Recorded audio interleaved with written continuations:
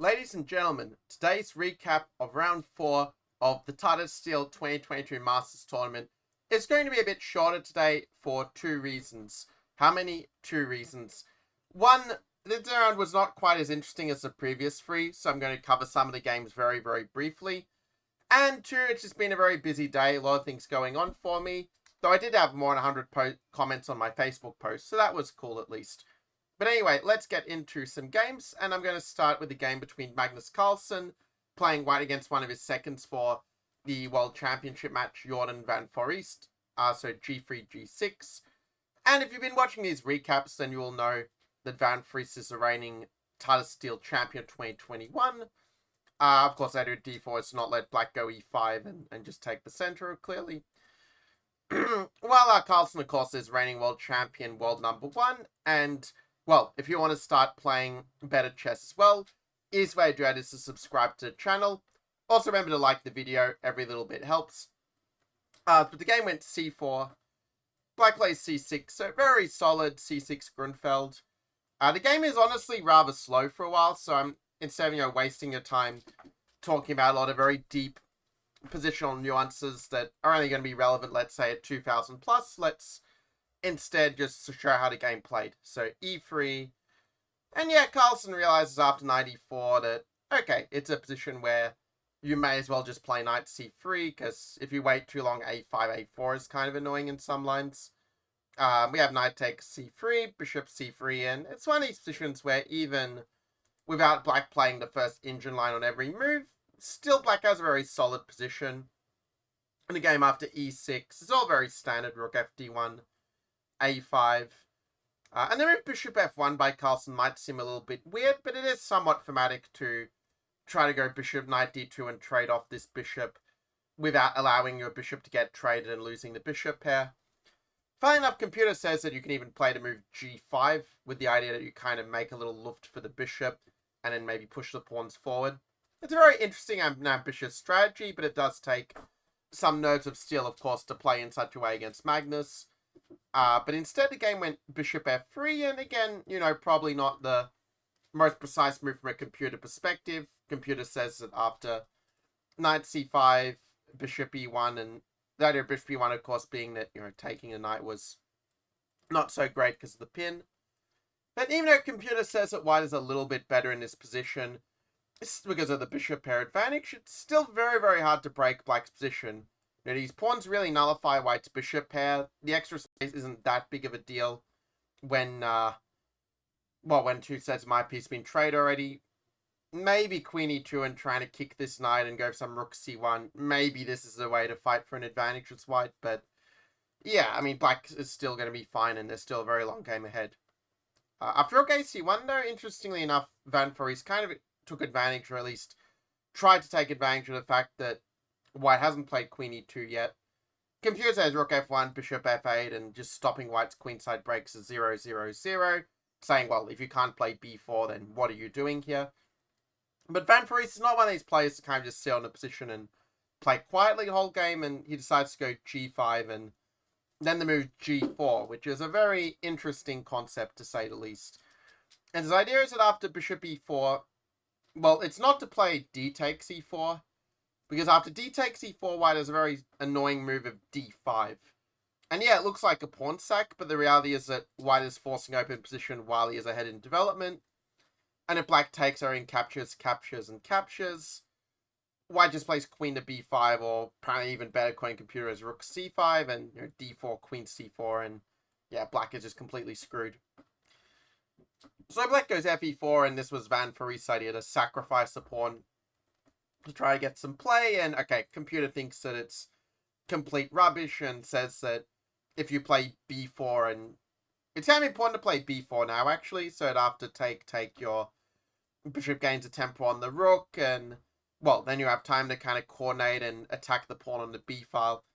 And you probably have very good winning chances, because also, like, your bishop can come around and be annoying. And these factors mean that black doesn't really have anything to show for his pawn, and he has created some weaknesses around the king, true or true.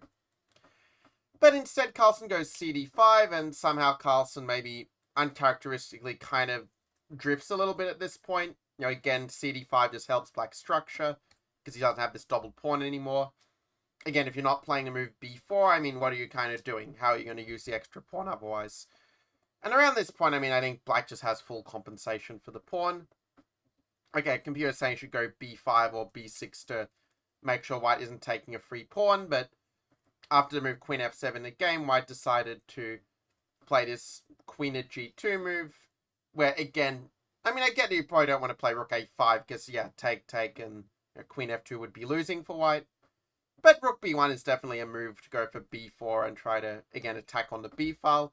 And the only real break fight in this position is b4, otherwise it's hard to use the extra pawn, and that's kind of what was borne out a little bit in the game. So we had queen at g2, black played a4, a very good move, trying to open up the a file and create some counterplay before white can consolidate. After b4, trying to go b5, black decided to cover that with queen d7, and then after b5, not to take the pawn, which, you know, does kind of just weaken the structure for no good reason, but instead, black engineers his own counterplay with the move h4. Very good move by Van Foreest, realizing that if white does play g takes h4, it also opens up the g file for an attack, which is not really what white wants. So we had rook dc1, threatening the pawn, black defends with rook f6, bc, bc, and g4 was Carlsen's attempt to try to keep the position closed, but black now played the move of h3 kind of to keep it open. Computer says actually go bishop fa, that trying to play on the queen side even is kind of interesting, saying that white is a bit passive on this side of the board, but anyway, h3 is also perfectly fine, and well, black is giving up a second pawn, but on the other hand, he also has these open lines to attack down the king side in compensation, almost like a reverse Benko in some ways. So queen g2 was played, rook g6, maybe not as precise as rook h6, but it still should work out. Like g5, black goes rook f5, and actually, yeah, probably it's a position where, technically speaking, you should go rook f3. So if white goes a4, you can go like rook h3 and pick up the pawn. Not the easiest thing to see in time trouble, but this was the way to keep the balance. Whereas after rook f5, well, white has some small hopes again after h4. In fact, maybe more than small hopes, because now rook f3, the tempo less actually makes a really big difference. You know, for one thing, I mean, you could even play, I guess, well, just h5, and they don't have time to go rook h3, and you know, these pawns are just running down the board like, well, like they have Nikes on or something. So Van Foreest goes bishop f8, and yeah, I guess this was probably quite frustrating for Carlsen that he was not able to win from this position. All he had to do was actually think prophylactically. He just had to play the move king to f1, getting out of the way of bishop takes g5, and I believe white just wins here. I mean, if black doesn't have bishop takes g5, he's basically just down a pawn for nothing, and his king is too weak.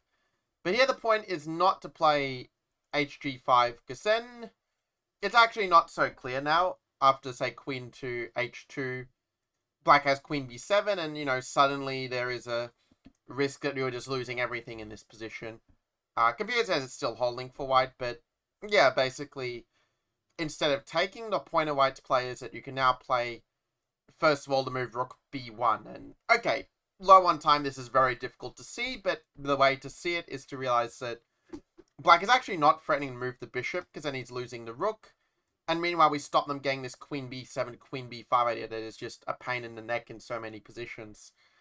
And if black goes, let's say, queen at a7, trying to get in this way, well, white can play queen at g4 or queen h3, and, you know, this rook is under fire, and if you try to move the rook away, white just takes. If you try to move the queen to cover it, well, then it's all like, well, what are you doing? I mean, your queen is going back and forth, and, well, you can even just move your queen back, like, to g3. Because the queen is on g2 earlier, so yeah, now you've got like rook b8 and queen b8, and you know your king is always going to be able to run away as well.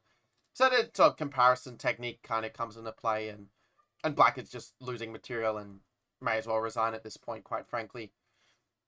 But instead, Carlsen thought he could play the immediate rook b2, which of course has a similar idea to rook b1 in the other line, but the difference here is that black actually can save himself.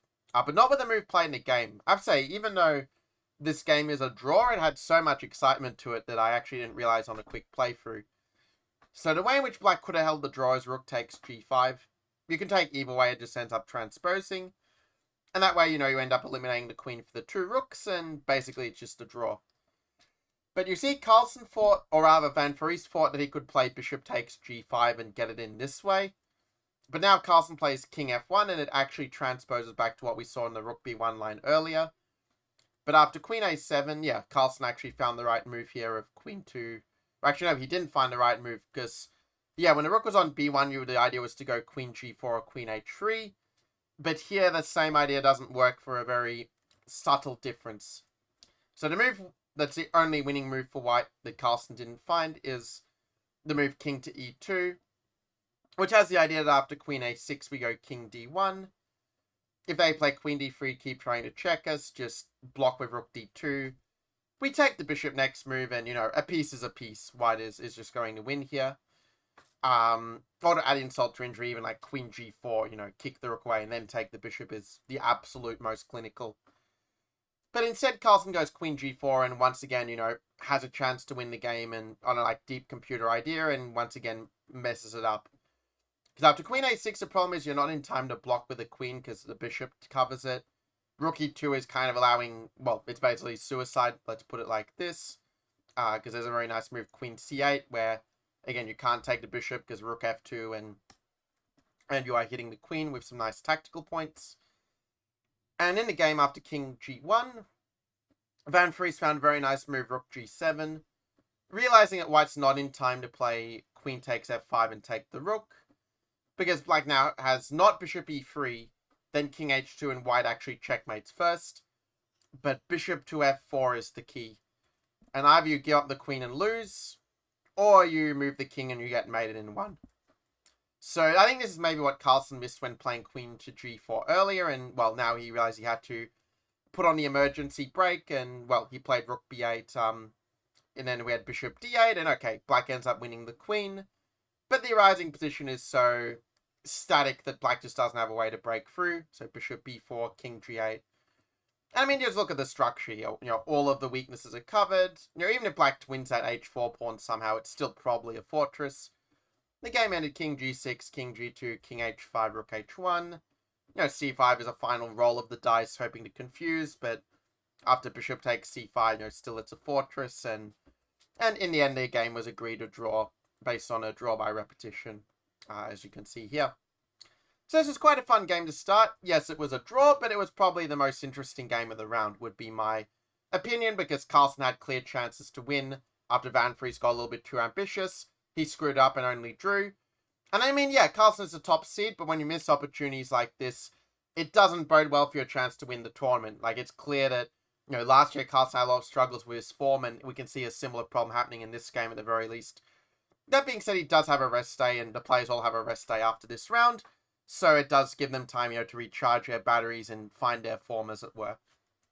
Next game that was played here is between Vidit against Esipenko, and honestly, it was just a very theoretical, very balanced kind of game. It was one where actually Esipenko, you may recall, used the modern Italian to beat Sergei Karyakin in round 3, but here he shows he also can play the black side this opening quite well, playing the h6 move order to avoid the Dubov bishop g5 idea. Actually, it was kind of funny because there was a Dubov-Vidit line as well, where Dubov went bishop g5 on move 6. So, if you've been following my recaps before, this will not be completely new to you. But after h3, the move bishop b6 is a move that has become a little bit trendy lately as an alternative to the more explored lines with a5 and with a6. And it's saying that, okay, I'll just tuck my bishop away so that this doesn't come with tempo. I can go knight e7, knight g6, c6, d5, and just play for equality is what black would like to do. So let's see how Esipenko tries to deal with this plan. He plays move a4, trying to hold back knight e7 because of the Noah's Ark's trap, but a5 deals with that problem. Knight bd2, knight e7. So this is all very standard maneuvers. Bishop to b3, c6. And I mean, at some point, white will want to play d4, and, to be fair, this is probably a good moment to do so. So that at least in a position like this, I mean, you're not having to worry about d5 directly. Or, if they do play ed4, d5, you can go e5 and push ahead, and they don't get knight e4, which is very, very important. So I would have a very small edge, but I think Vidit's move order was not quite as precise, where by playing knight f1 and then knight g3 and going for a very slow maneuvering play, well, you're giving black the extra option to play to move d5, and I think this might have been what Vidit perhaps underestimated a little bit in the game. Because at first glance it might appear after takes that, black is just doing an unsound martial gambit after knight e5, true or true. Except it's not true, because black has a very nice tactic that is very, very thematic in the Italian, and you're always welcome to say what it is in the comments below. This is move 16 of Vidit Esipenko to give you the reference. But Vidit didn't play this because bishop takes f2. And white can't take the bishop. Well, we can't not take the bishop either, but the problem is king h2. Queen f6 simply wins the exchange. Obviously, rook f5, the bishop takes it. So this is why white did not play the suicidal pawn grab, but just played very safely with d4 and tried to make the argument that, in a totally symmetrical position, the extra tempo rook e1 gives white some tiny edge. But it didn't really show in the game. Rook e8 was a very solid move. Bishop c7 maybe is a cleaner equalizer, but this is fine as well. I mean, this does give white a little bit of hope to outplay the opponent, because at least you can go bishop d5, which is what happened in the game. And okay, you have this imbalance in the structure, like with the IQP versus black's bishop pair, and there are some little holes in black's structure here. So white does have a very small edge, but Esipenko neutralized it pretty well. Bishop c7, queen e2, like all very natural moves, bishop d7. In the end, black just went for a very forcing route.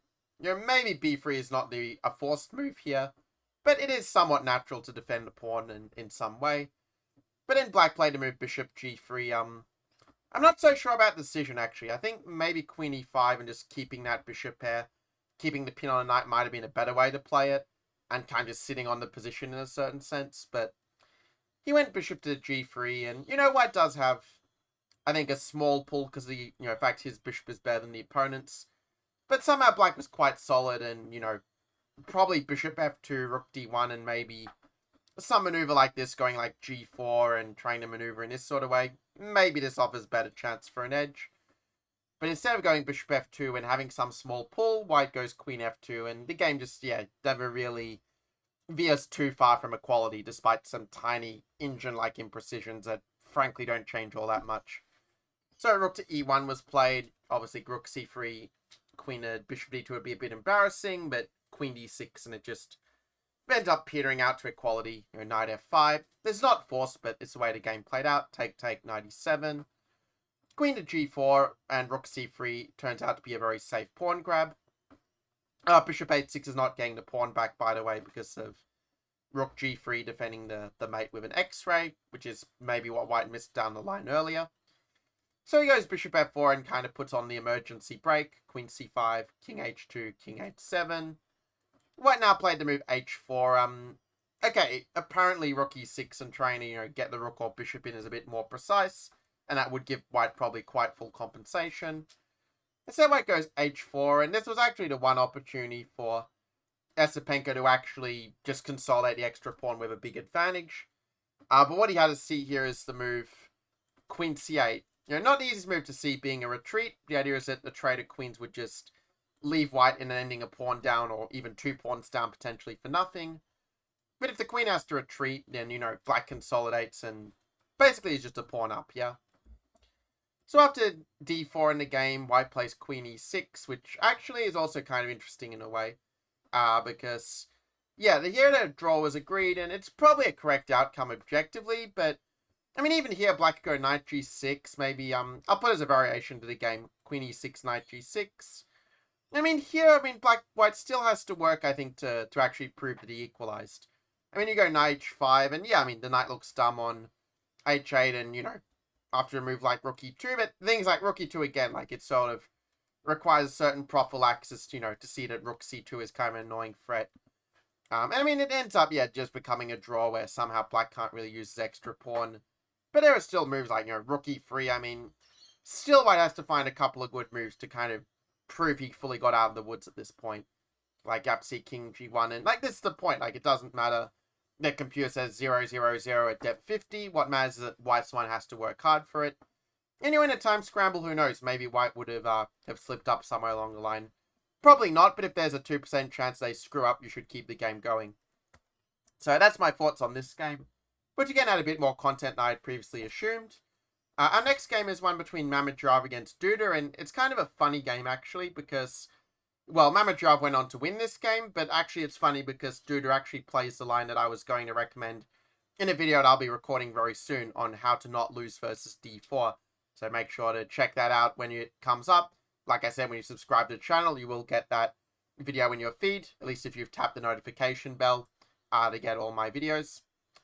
So anyway, after cd5, cd4, this is a sort of almost like a Berlin equivalent against d4, if you like. We're after queen d4, ed5, e4. This is the old main line, at least.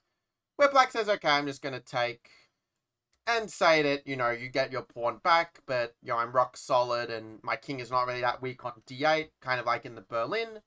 And the position is just equal, essentially. Now, Shak plays one of the critical lines with take, take. And now to move bishop g5, which I think that most people on getting this position the first time would probably do something similar.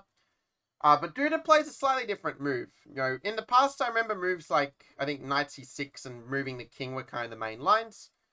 But Duda comes up with his own flavor with h6, which is a move that is suggested by the computers at very high depth, so it's not like a total novelty in that sense.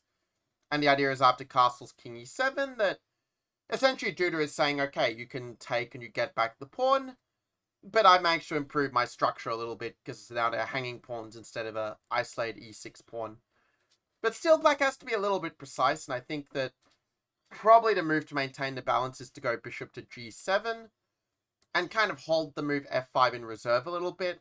If white plays bishop e5, yeah, you can play f5 now, and, knight d6 doesn't really lead that far, actually. After knight c6, there's kind of some deep engine lines where, knight b7 doesn't really work that well.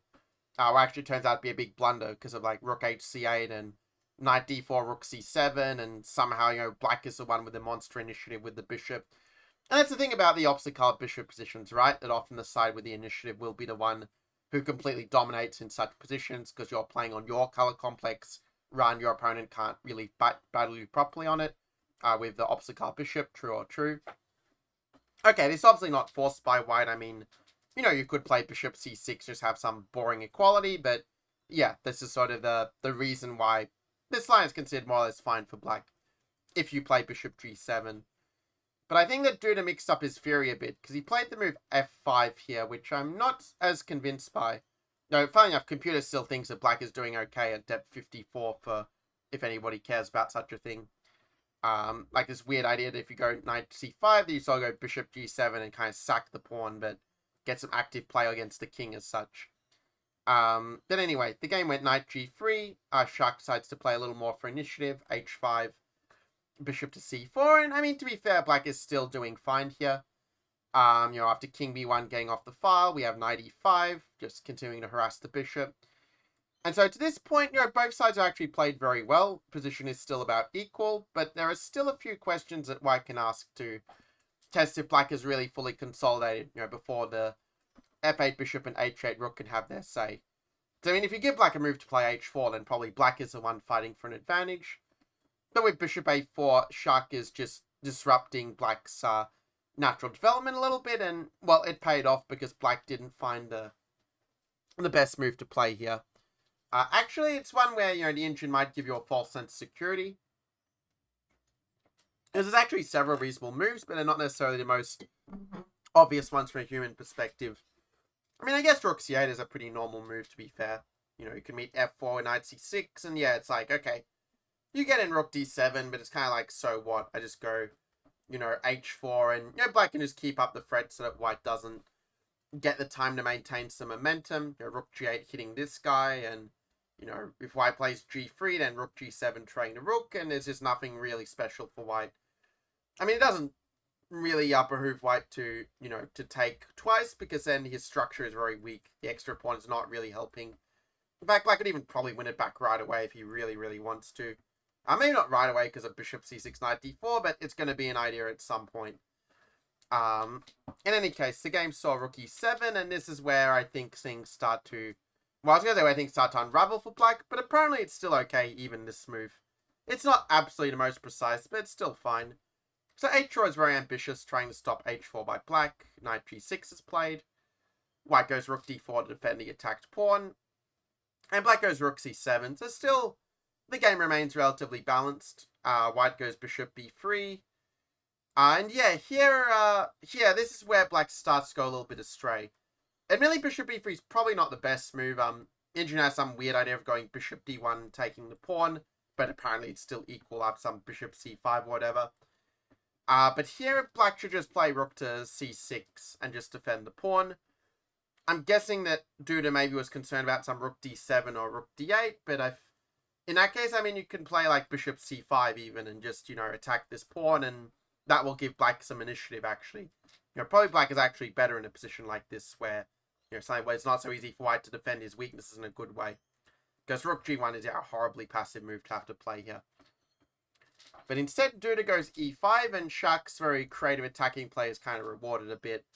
Well, the move rook d5 is better for reasons beyond my understanding, but, well, actually, I think I do understand it, just so you can meet knight d4 with some rook e5, so try and keep your pawn alive. But Shak goes rook d8 and decides to just play it as a pawn sack, which is also quite reasonable. Knight takes h4. White goes rook e8, so yeah, very up and down game. Like, it's a game where black won, but actually at this point it could just easily be, white won, but it could just easily be black who is winning here. And that is indeed the case, because like rook h1 playing for a draw is objectively the way to go, but somehow the word draw is not really in Mamedrara's vocabulary, and so, well, after rook e8, knight g6, white is trying to clutch at straws to attack the king, but we also see that the king is just very safe on g5, right? So we have the move bishop to c2, h4 was played. Just kicking the knight, but, Mamedrara is going into swindle mode, because, yeah, normal move like knight e2 kind of admits you completely lost the initiative, and you can't replay knight f5 either, because rook c2, and you simply win 2 minor pieces for a rook, yeah? So white goes rook e3, trying to keep up the initiative going, and, well, I guess this succeeded in confusing Duda, actually, because he didn't actually play the most winning move here, which apparently is just to play bishop to g7. And I'm guessing he was a little bit spooked by some bishop f5 or knight f5, but bishop f5 doesn't actually work here, because then black can just play h takes g3. And whichever way you take, you're going to run into either king takes f5, or, if you play bishop g6, you get mated with rook gh1 on the back rank. So it just doesn't work for white, simply. And as we saw before, knight f5 also, black has the familiar tactic rook c2, and yeah, you get knight g7, but it's kind of like, so what? I go rook f2, black is up a pawn, the knight is completely ridiculous on the fianchetto square, and black is going to take queen a pawn and win the game. Somehow white just doesn't have a good check even on the black king. So this would have basically given Duda the win, and, well, it would have definitely put Duda in a good position, 3 out of 4 equal in lead with Vidit, but instead we had e4, and yeah, as a result, this does give white some hopes, like knight f5, and suddenly, position is not so simple. King f5, rook h3, e4 is played in the game. And at this point, yeah, black realized he has to cut his losses and play rook c2. And fine enough, even this position actually here is still actually much better for white. Because the bishop, a bit bad for black, I should say, because the bishop and knight are a little bit more valuable than the rook and pawn in this sort of position. But not after the move that Duda played. My suggestion would be just to play rook h7, maybe get the rook to c7, prepare bishop c5, and then black is probably just much better, and would have very, very good chance to win the game, true or true. But instead, bishop c5 was played immediately, and it's a classic case of the right idea played at the wrong time. And that's because of the move g4 by Mamedrara. And the point is that if black takes, which is probably what he should do, well, when all the pawns are on one side of the board, it greatly improves the chances for the defending side to draw. Add to that the fact that white's got moves like g4 and the king and knight are kind of out of position to defend the queen side. Suddenly white has full compensation for the small material deficit here. Unfortunately, the move g5 playing the game is kind of worse, because I don't know whether Duda missed this trick or simply underestimated it, but f4 is quite an annoying move, without which white's whole play would be kind of ridiculous, but king g4 does allow rook takes g6, which apparently is still a draw according to computer anyway, which claims that, king f3 and your h-pawn is fast enough that you can hold, basically. But the move in the game, knight f4, is also fine, where black is giving up the exchange, but again, this passed pawn is rather dangerous. But I do believe that the players were very short on time at this point, and this might explain some of the subsequent mistakes by black. Because I think if black just goes h3 and just says, good old Nimzovich style, past pawns must be pushed, rook c4, rook f8, I mean, you defend your knight. And how is white going to stop this pawn? I mean, yeah, you can go rook e7 and go from behind with checks, but your rooks are not exactly going to be that active either then. And I think if you play, let's say, rook f5 and, king h4, whoops, it should be rook g7, king h4. I mean, there's a very serious idea of this pawn just running down the queen. And, if you play, let's say, rook to b7, for example, I mean, h2, and, suddenly this pawn is one square from queening as such. And, black's got even moves like king g2 to support it. And, I mean, yeah, white can, in the worst case, get rid of all his pawns and sack a rook for him. But, rook and knight versus rook is still a draw. So, king f3 is what black played. And, yeah, unfortunately, this runs into the move rook b4. It's kind of important to put the rook here so that you're able to attack the pawn as well as potentially give some checks. And even at this point, black still can probably save the draw if he finds exactly the right move. But if he doesn't find, he kind of just loses like what happened in the game. The key move here is knight to g2. And the point of knight g2 is that you want to be able to meet rook c3 with knight e3. And it might look like at first that white is just going to win the knight with a pin. Maybe this is why Duda rejected this move if the idea occurred to him. But after king d2, you've got rook d8. And that makes sure that you're not going to have a rook takes e3 with a check, because we're kicking the king away. And actually, if the king moves, even rook d1 is mate. So white's kind of forced to trade the rooks. But the thing is, even though in principle, it generally makes sense to trade the opponent's rook when you have one more rook than the opponent, since the rook tends to be much better as a single unit than, let's say, two of them combined don't equal, like, the power of two rooks in a funny sort of way, or rather two rooks separately. But after h3, rook takes b7, h2, it turns out that the black's pawn is just fast enough to draw. After, let's say, rook h7, knight to g4, what you're going to get is you're going to get this race situation between the, two pawns against the knight, and, after you win the rook. I mean, Duda clearly believed that this was just going to be a losing position, that the pawns would be too fast and the knight and king would be too far. But it turns out if black plays it very precisely, playing this move of knight e5, technically knight f2 is the other drawing move with the same idea. It gives you that time to go knight to d3, and, without this, the pawns would actually be too fast, but here, you're able to kind of stop the pawns in their tracks. For example, b3. You can play this nice move of even knight c1, for example. Get rid of the pawn by force. It turns out your knight does catch the pawn in time. b5, knight to b4, etc. And yeah, it just ends up being a pretty obvious draw. But instead, Duda blundered with h3. And after h3, Mamadjara found the only winning move, but it's good enough. Rook to c3. And the only way to keep the knight safe is king to g4. But then there follows the move rook to c to c4. Again, very important move to keep the knight pinned. Saying that if h2 we can take and then bring the rook back to defend in time. So black goes rook f8, but now the key difference, rook takes b7. And unfortunately, black is not able to get his pawn queened. After h2, rook to h7, king to g3. And now the move king to b3 making, well, actually technically he made the time control move earlier, but move 41, king b3. At this point, Duda actually resigned. And the reason he resigned is because basically white is going to, at worst, get a winning rook ending by force. You see, if black tries to move the rook away to support this, white will just take, and the rook ending will just be winning. If black tries to move the knight away, let's say knight d3 or knight d5 or something, then, if knight d5, I can just play rook c2 and just win the pawn, which is pretty straightforward. Or in the case of knight d3, then yeah, you go rook h4 and you kind of get the pawn this way. Or if rook f2 to defend it, you go rook h3 and you win the knight, and this is no good for black either. So really, it's not too early for Duda to resign, as it turned out. So this is quite an interesting game. It's one that Duda could very easily have won, potentially. But it turned out he got confused by Mamadjarov, and in the time scramble, he unfortunately lost it, even when he was still within reach of a draw. I guess these things can happen when you play enough games in a long period of time. In any case, the next game we have is between Shanklin and Rapport, and this game actually didn't have that much content. was a little bit funny to me to see Rapport playing the Petrov, because I wouldn't normally think of him as a guy who would, play a beg for a draw system against with black. But I guess it kind of made sense in tournament situation, like knight d7. And yeah, this knight c3 line is one that's kind of a more fresh approach than the old knight d7, where you try to get some unbalance in the structure and say gives you some chance to outplay the opponent.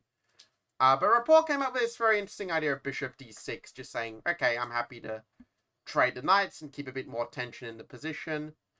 And after rook to e1, it's one of these positions where the computer claims that white is a little bit better, but actually proving it is sort of another matter, like to prove it something that it's something concrete and usable. And after queen to f3, so this is all basically, I think, in the player's home preparation. c4, bishop to f5, so getting that space. We have knight takes e5, d takes e5, and yeah, it just turns out after bishop c5 that somehow white just doesn't really have any special advantage. Like, you've got the space, and this gives you some chance for an attack on the king side, but you also have these kind of dumb pawn, double pawns, and black's pieces are all active, and I mean, the only possible weakness is d5, and it's just so easy to defend with bishop e6. Which is probably why white played bishop c8 just to trade that bishop, but even after all the major pieces got traded, position is still quite close to equal. Probably it's more precise to go rook e8 and just, keep the tension, because then if white trades, your rook does get to a better square to defend the pawn. But Rapport decides to go bishop e3, and that gives Shanklin some small hopes for an advantage. Well, actually, more than small hopes. White probably does have a very nice pull at this point, and, the fact that a computer is suggesting queen b6 and a damage to black structure even more is obviously not a very good advertisement for black's chances somehow. Well, black went b6 in the game. We had rook 81, and I have to admit that the way this game continued was really quite weird, actually. Because I think if white just patiently goes f4, just goes queen f3, piles up on the pawn, goes f5, and just grabs all the space here, I think that white is much better. And the position is an absolute nightmare for black to defend, because he's effectively sitting and waiting, yes or yes. But after e6, yeah, this was just a very, I think, reckless decision by Shanklin, and honestly a little bit surprised, I think, for a 2-700 player, but, I don't mean to beat up on Sam, obviously he has got, 2-7 for in the past, but yeah, considering he wrote a book on pawn play, it's a little bit of a surprising oversight. I mean, maybe he thought he was winning a pawn by force, and because that would kind of explain it, but the reality is after rook c5 that, yeah, this is suddenly quite annoying that a pawn becomes a bit of a weakness. After f3, rook a5, the game ended with rook e7. And now black played the move rook f7 and just ended up accepting a draw by repetition like this. Probably thinking, well, I was much worse before, so I'm quite happy to draw with black. Considering the opening, or at least the early middle game wasn't a complete success. But yeah, I guess, again, Rapport could have actually pushed for the win here. A move like rook f5, or even a move such as g6 first, so that you can meet rook a with king g7. I mean, yeah, probably with best play it's still a draw, but I mean, black is the one who is better here. Because he's the one who gets to choose when to take and go after this. If white goes a4, yeah, you go rook f7, and, your rooks are better than white's rooks here, so yeah, a bit of a strange decision. I don't know if time trouble is a factor or not, but yeah, kind of. There were some games like this in this round where you could sort of tell that the players were kind of needing the rest day after 4 rounds of play without the 1 day break. And also, I mean, it's always good to, have that time to catch up on a Netflix season or something, right? Well, okay, I'm joking a little bit, but let's see the next game. The game between Caruana and Dubov. Yeah, when I played through it, it seemed like a somewhat balanced game, but, we can have a quick look. But I mean, basically, Dubov was just, I think, following his preparation as part of Carlsen's team for the Nepo Magnus match, and so I think this is why, even though Caruana maybe is the leading expert of the Roy Lopez along with Magnus Carlsen, and I guess Nepomniachtchi himself, well, somehow, yeah, he was not able to really, I think, get any big advantage from what I could tell from a human perspective. Or after c3, like, this is all just very standard, and even though, in theory, the bishop is nowhere near as good on b7 as on e6 in these structures, some of the 2 tempi loss don't make that big of a deal, and, it's also not that easy for white to get the knight to d5 as he would like. By playing bishop g5, Caruana is trying to at some point trade and get this knight here, but Dubov, I think, handled it quite well, and I think once you get in this, like, knight bd2, Well, he played this move of b takes a4, which is kind of an interesting decision. Because at first glance, it looks like quite a weakening move to sort of weaken the structure, but, if white can't easily get the pawn back, then actually he's doing quite fine. And, in the game, white goes bishop b1 and, tries to get the pawn back more slowly, or, well, actually decides to play the move d4 instead, but, yeah, it just doesn't really lead anywhere. Like, the game just is not really super fascinating somehow, because after h6, bishop h4, at this point, Dubov just says, okay, I'm not going to play, like, queen b7 and push for an advantage. Okay, it's probably still equal anyway after such moves, but b2 is a bit of a weakness in white's camp here. But Dubov just goes knight h5 and says, okay, I'm happy with just complete equality. The game just kind of peters out to this very, very dry and balanced position where, frankly, not a great deal is happening, and, a draw is agreed some moves from here.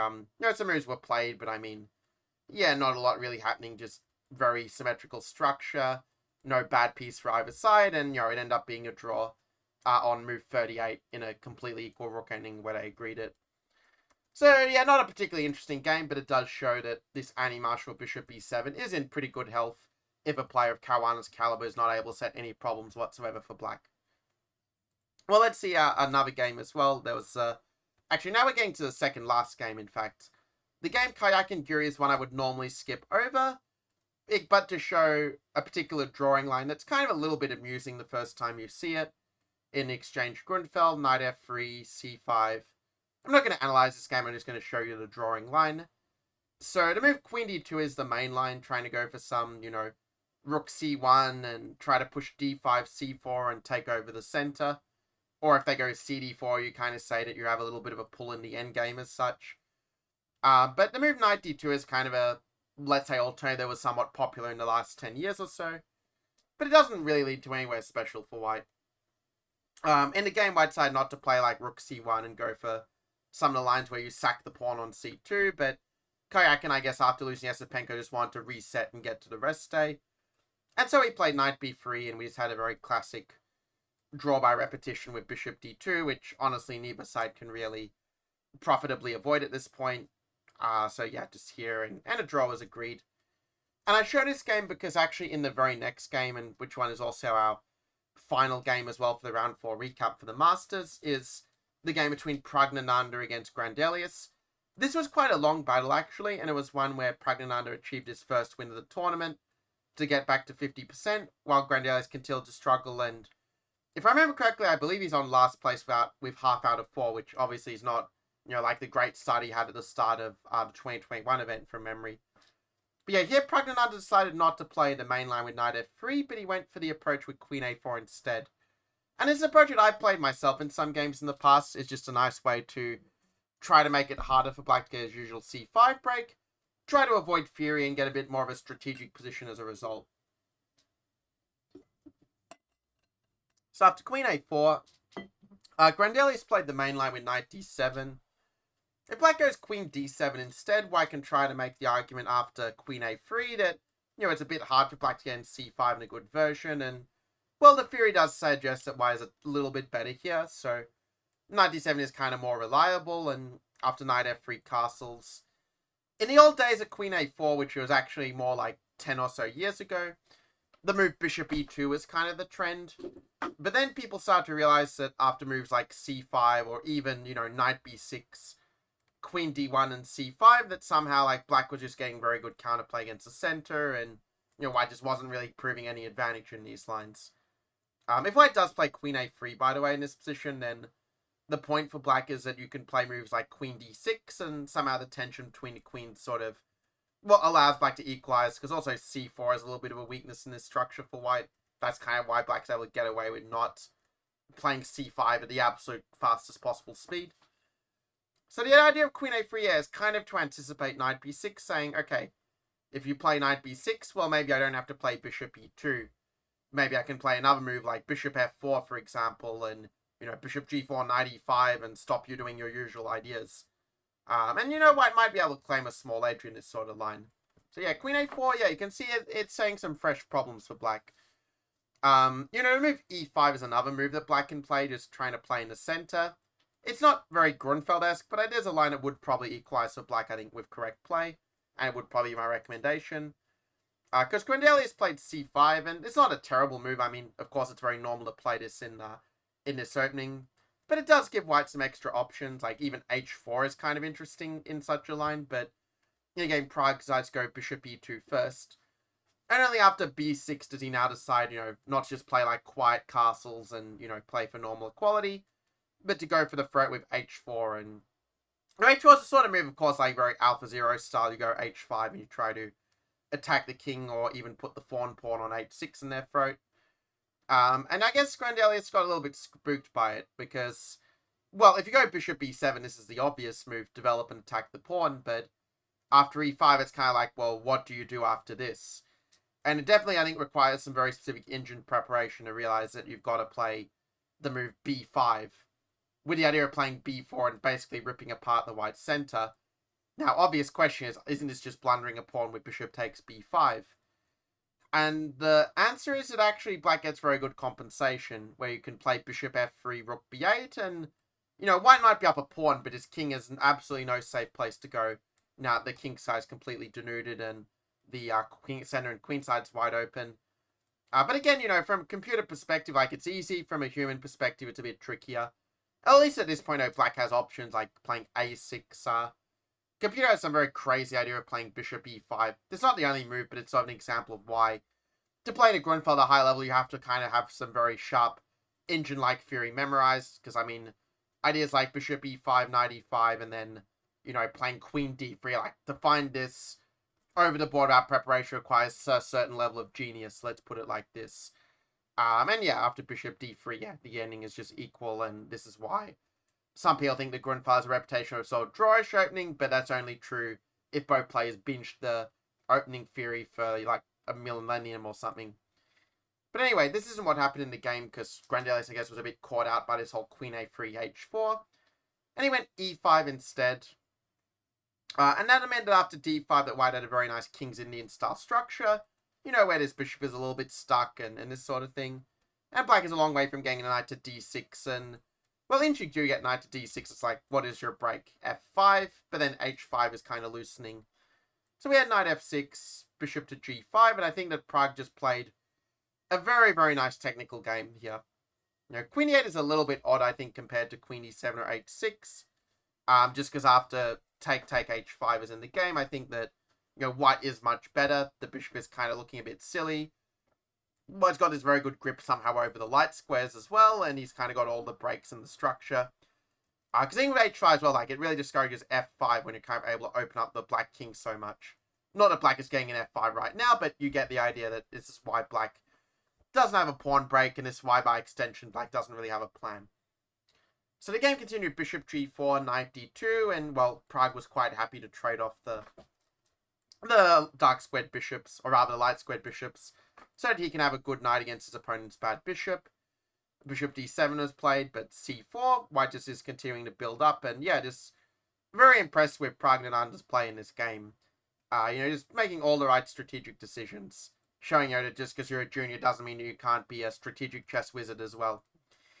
So we had the move queen to e3. Computer is saying like a4 is a little more precise, but he gets around to it a little bit later.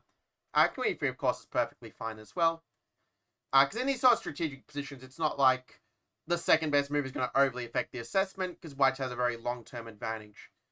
So the game went take, and it's sort of an interesting point that the king is actually very safe in the center due to the center being closed. Like fe4, knight e4 just improves the white knight, true or true. So black goes bishop f6, trying to improve the bad bishop. Positionally, it makes some sense. Objectively, it's probably not that great because, well, white had a little opportunity to go queen a3, actually, trying to get in this way. Because, if fe4, you got, like, bishop g4, I guess, to trade their bishop, or, if queen g7, g4, well, then you're kind of just basically playing and hammering down on those light squares where black is weak. I mean, fe4 just improves the knight, and fg4 just improves white's bishop. But it may be, if white did consider this idea, maybe he was concerned about f4, that the board would be too tied up to win. But as long as you've got one pawn break to open things up, you're always going to be able to, like, create some pressure. And, okay, for what it's worth, computer thinks that with some clever maneuvers, like trading off their bishop and, bring the queen in, that eventually you're going to win, kind of based on the principle of two weaknesses to some extent. But anyway, the game went a5, and of course a5, nothing horribly wrong with this move either. It's just that you're sort of giving black bishop g5, whereas if the queen is on h3 already, you'd have like queen h8, rook h7, and black could resign. So now black's bishop is more active, and that's sort of why the game, well, went on as long as it did, I guess, to some extent. So queen c3, kind of admitting the mistake. Computer, for some weird reason beyond my understanding, wants to go queen g3 and provoke this bishop move and then play queen c3. I have no idea why. Maybe it's so you go g3 and gain a tempo on the bishop. Because if black does play bishop d2 at some point, I guess, you know, the king side is a little bit weak as such, as the minor pieces get traded. So maybe this is the idea. Well, we had queen c3, queen f6 is played, and, okay, again, quite a strategic position, even here. And, yeah, now after bishop d3, white's kind of back on track.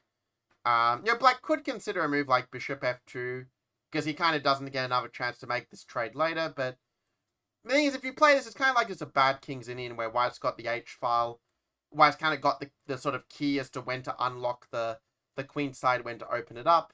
So it gives white time to play moves, let's say, like f3, maybe slowly improve the position, and just wait for the right moment to take, while keeping in mind that black still has to be mindful of the h-file as well. He can't just throw every single piece on the queen side and hold. Well, okay, to be fair, maybe black can hold with perfect play, but it's definitely not a fun experience, let's put it like this. So I think that maybe bishop d2 was the best practical chance for black to try to defend. It's not fun, but sometimes you have to, you know, just accept that, okay, I just have to try to hope that this is a fortress. Because after queen at e7, I think that from this point after knight f3, I do feel like white is probably technically winning if he plays it right. Okay, white goes queen to c2. I mean, I prefer the plan of trading off this bishop, but white ends up getting it a bit later in a different way. But I mean, black could, for example, actually play a move like rook fb8 and just totally ignore white's ideas. Because the problem is if you play ef5, which is sort of the threat, well, actually it's not a threat because e4, and then actually you're the one who is losing material in this case. So, yeah, you don't want to do that as white. Of course, white wouldn't play f5, like he would play some move to maybe prepare it, like, I don't know. I was thinking maybe king f1, but for some reason Injun wants king on e2 to connect the rooks instead. Okay, white is still better, but it's definitely not, like, outright winning at this point. But after rook a8, yeah, now things start to come together for white in a nice way. Like, castle's a nice move to say, well, now I am switching to the queen side now that you left that very nicely behind for me. Again, maybe, yeah, f4 is what black played.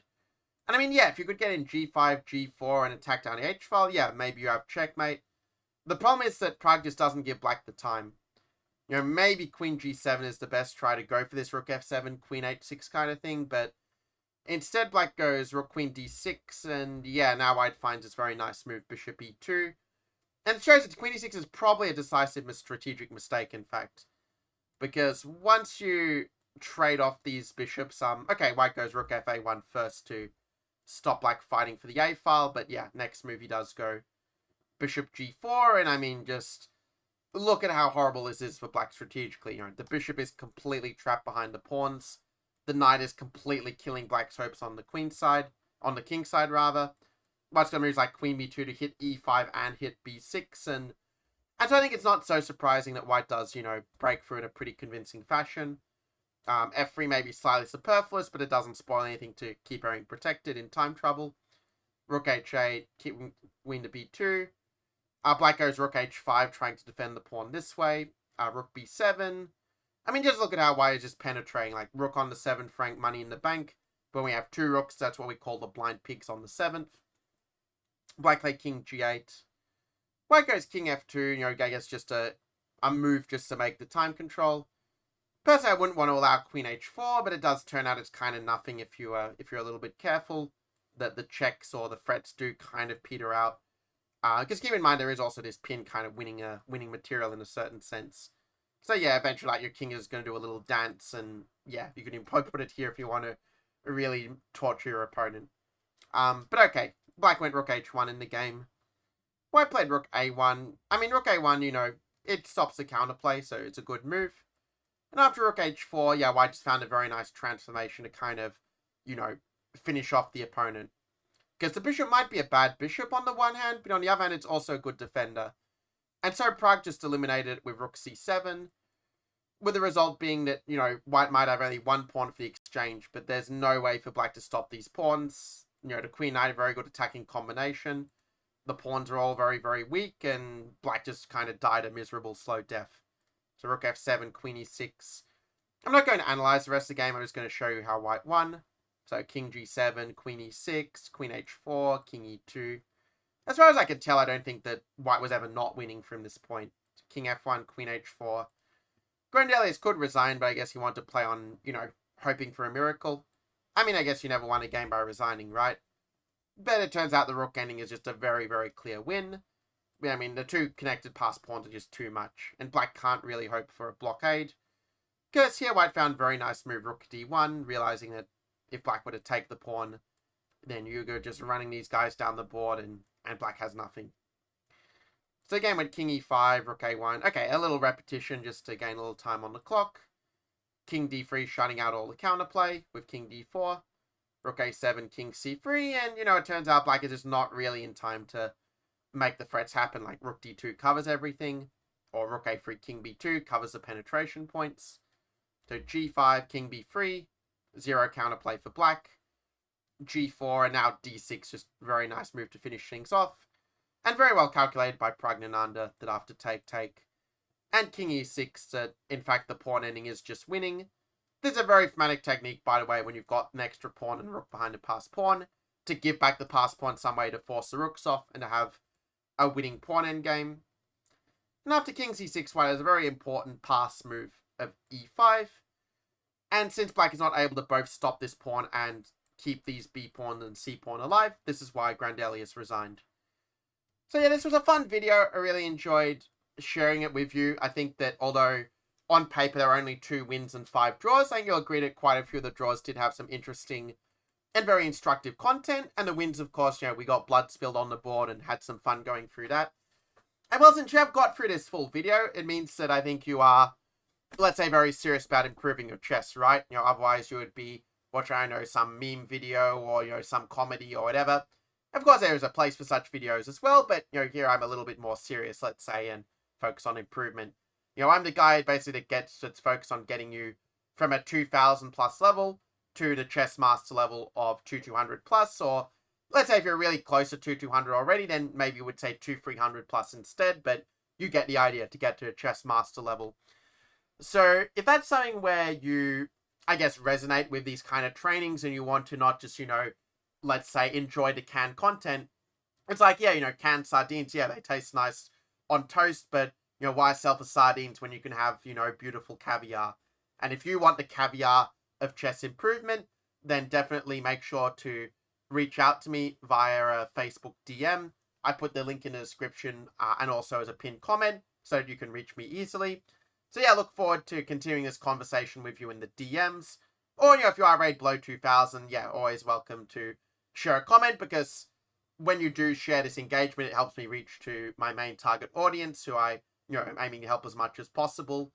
And it's also one thing as well to keep in mind, you know, with this content, like, even though this videos are aimed more at like 2000 plus players, you don't have to be 2000 to learn something from it. Like, even if you only understood 50% of what I shared in this video, still you're going to improve quite a lot from just that continual output of learning, like, how a grandmaster thinks and how to, you know, analyze positions in the right way.